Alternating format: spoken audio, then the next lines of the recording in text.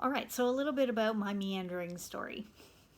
I was 22 and I felt like 90 years old. I would every day not know if I would be able to make it to my fourth year classes at university. I was studying honors English, language and literature. I loved my classes, but some days I would shower and then I would feel dizzy and sleepy and achy, and I would literally have to crawl on my hands and knees back to bed. Um, my muscles would feel so heavy. You know, when you get a flu and your whole body just aches? I felt like I had a flu, but my flu just wouldn't get better. It just went on and on. My head would feel like pounding headaches. I would have such problems sleeping. I would sleep 12 to 14 hours and still feel like a truck hit me. I would lay there awake for a long time, not being able to fall asleep. So finally, after almost a year of this, I went to a specialist who found a diagnosis, and she said I had chronic fatigue and immune dysfunction syndrome.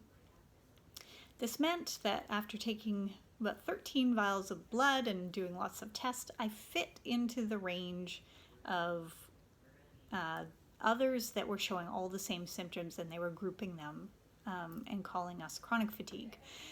They put immune dysfunction because my immune system wasn't working well, and I was shown in the blood tests to be really deficient in a lot of vitamins. So I walked out of her office with a diagnosis and a list of supplements to buy. So I started taking handfuls of vitamins every morning. I would take evening primrose oil, vitamin B12, 6, zinc. I had a handful of them. I can't even recall them all now. I read some about chronic fatigue, and all they said was generally people don't regain health. My adult life was beginning, and I'd just been handed a life sentence of flu symptoms. I got married that fall to a really supportive, understanding husband who said, let's take a year just to heal. Don't go on with teacher's college, just let's focus on health. So I did. But it was interesting. I didn't make much headway that year. I spent a lot of time resting. I learned to relax. I learned to drink lots of water, but I still didn't find many answers. It wasn't really until oh, the other thing was I noticed I was going on a downward spiral. My muscles were getting achier and achier. I tapped my foot at a concert and couldn't sleep that night because my whole leg ached. And so I was like, okay, I've got to exercise, but I don't even know what kind of exercise I could do right now. So I tried this thing called toning tables. The table would move, and all I had to do was resist the movement of the pad. It was something, right? I was trying to figure this out. Um, Anyway, finally, I tried a cleansing and rebuilding system. So it was a digestive cleanse, and that was the first thing that started to move the needle for me in terms of bringing some wellness back. I felt nauseous before every bowel movement, and then it was like I was dumping toxins.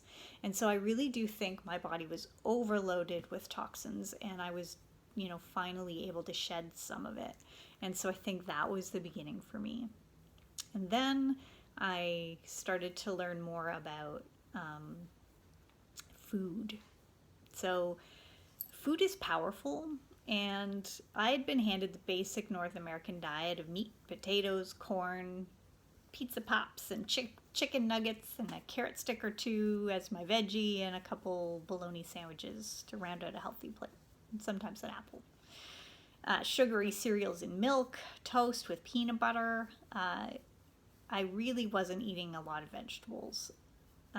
So I've learned to change that a lot.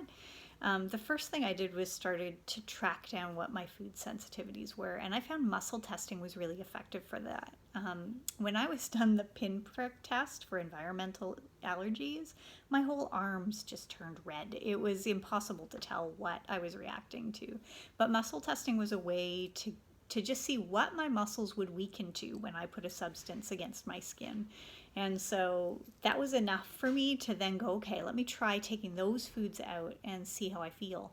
And immediately I noticed, like within probably that first month, less headaches, less muscle ache, less chronic symptoms.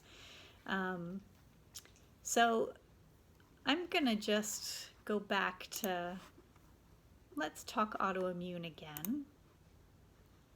So one of the hardest parts of autoimmune is it's such an up and down road. I used to call them high days and low days. And on my high days, I could do things and it felt so good. I'd get productive and I'd feel like, hey, I'm almost feeling like a normal person. But then I would have a crash day. Like after a normal day, I would crash for like a week and I just couldn't get off the couch. And so I took up things like knitting and crocheting and, embroidery, things that I could do that were quiet. I could read books, I could journal, and I focused on my inward journey because I knew that was a big part of this too for me. So the reality is we're going to have up and down days and we need to be prepared to deal with the flares when they come because they will. There are a lot of different factors that can contribute to our symptoms. A change in activity level, not getting enough sleep, the food we eat, a difficult loss, any sort of emotional upheaval, moving, stress, even traveling. Some seasons may be difficult as we navigate our symptoms and take care of our bodies. And some seasons, and may they be long, we can go forward unencumbered by our illness and feel amazing. Sometimes it really is a series of ups and downs one day to the next. And all of that to say, listening to our bodies is going to be really important.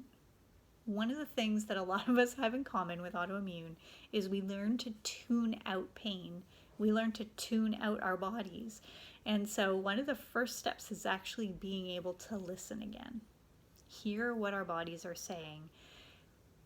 When we feel a flare coming on, take care of yourself. Stop. You see it as a day to rest. Bring down the adrenaline. Celebrate those normal days, but try not to overdo. Don't live in fear of another flare up. Just when it comes, learn what to do. What does your body like? How do you recover best? So my hope for all of us is that we will be strong advocates for our own wellness and start having way more up than down days. So we talked before about we are not healthcare professionals. We are just people that have had to work hard to find their answers. The one thing you're going to need to know is you are going to need to fight for your answers. Don't give up. You can't just coast in this disease. You've got to figure it out. And having a medical professional tell you something that doesn't feel right, you've got to find somebody else then. Move to somebody who can work with you, somebody who will help you find your answers. So finding a doctor that's willing to help get to the root of the issues and not just throw something on your symptoms is going to be really important. So we don't want to chase symptoms, we want to hear them, but then we want to go, what's underneath that? Is that just caused by inflammation? Then let's get at the inflammation, not just treat the thing with a painkiller.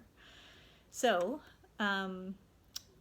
between the different folks on our team, we have worked with plenty of different types of doctors on the conventional side, functional side, integrative doctors, people who are naturopaths. I've tried lots of herbal things. I've tried homeopathy. I've tried all kinds of things too. So you have to do what's best for you when it comes to your health. This is going to be a few steps through here to begin to show you things that really made a difference for us and let you try them.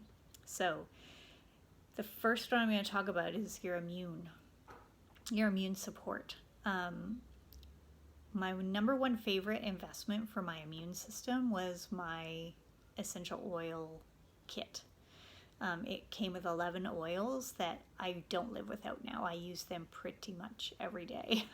Not only are they great for helping the body deal with symptoms, and some of them are approved by Health Canada as natural health products, but they also just are really great at helping support what our body's trying to do as it's healing. So out of all the things I've tried over all the years, over the past 2 years, I've had huge change happen since I've started using oils more regularly. And getting a good therapeutic grade oil made all the difference, because I tried other oils that really didn't make any impact for me at all. So it wasn't until I started using a therapeutic oil that I really felt differently. So I'm going to put a few recipes under this post that I use every day for supporting my immune system.